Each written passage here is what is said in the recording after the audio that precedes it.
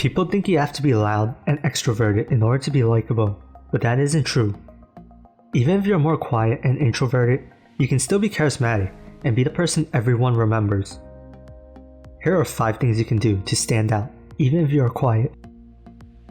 1. Speak with your body. It's said that a large percent of communication is nonverbal. When you talk, you want to make hand gestures that match your words and show emotion on your face when you talk. If you're stone-faced and don't gesture much when you talk, it's hard to grab attention, since what you say might end up coming off as low energy. When it comes to hand gestures, you don't want to force it and do random movements. Always make sure your movements match what you are saying. For example, if you're telling a story about how you were nervous when skydiving and how you did a countdown in your head before you jumped, you can do countdown hand gestures as you tell the story. Speaking with your hands helps make you look more confident, since it cuts down on nervous fidgeting. When you first try to use hand gestures more, it might come off a bit robotic, but as you do it more and more, it will feel and look more natural. When it comes to your emotions on your face, it should match what you're saying unless you're lying.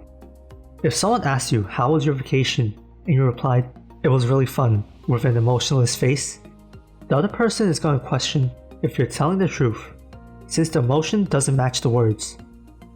I know some people were taught not to wear their emotions on their sleeve, but you shouldn't follow that advice if you want to be more likable and charismatic. 2. Take advantage of the first impression bias. I know it sucks, but first impressions are important and they can be hard to change. It sucks even more if you're more quiet and introverted, since some people might see you as someone boring. What you want to do is to bring some playful energy when you first enter a social setting. If that's too hard, just lead with more enthusiasm and energy. A lot of quiet people lead off with low energy, which isn't a good first impression, and even if they become more fun and high energy as the conversation goes on, that first impression still lingers. If you start off with more energy and then do what quiet people do best, which is active listening, people will be more interested in what you have to say, since they had a good first impression of you and are wondering when you will speak. 3. Raise your voice when you feel that you're losing attention. Once you recapture that attention, you can return to your normal speaking voice. Quiet and introverted people tend to have a more calm presence, and they speak that way too. They can be soft-spoken, and it can be hard to hold the attention of a high-energy group. If you see cues that they aren't paying attention, like if their eyes are wandering, then you can speak louder to reclaim their attention. This can also be helpful in louder social settings, like a party or anything with a lot of people.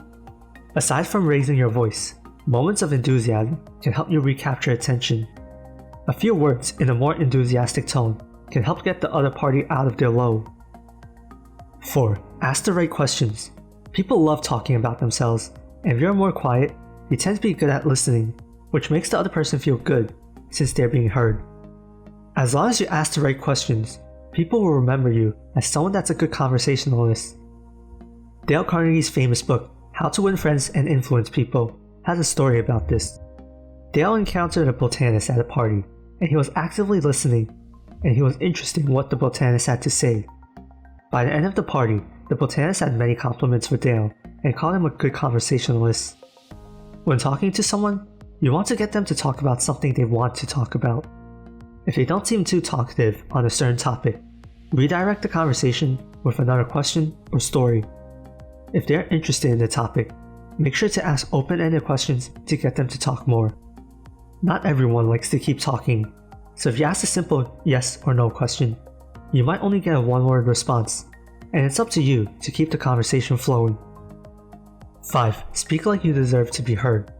When talking in group conversations, interruptions are common. Everyone has something they want to share. Quiet people tend to defer a lot, which only backfires on them and makes them forgettable.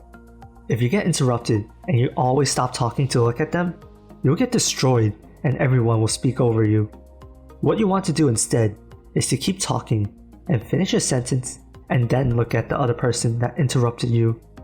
Just keep in mind that it's okay to defer sometimes, and you don't always have to finish a sentence, since it will make you look like you just want to hog the spotlight.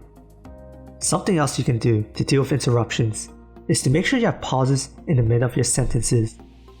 It helps you create suspense when you talk. and it indirectly helps you get interrupted less.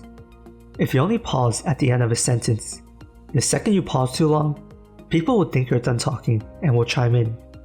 If you include pauses in the mid of your sentences, people will know that's how you speak and will be less likely to interrupt. Which tip was your favorite? Leave a comment below and check out the video shown on the end screen on the power of silence if you want to learn more on how being quiet can help.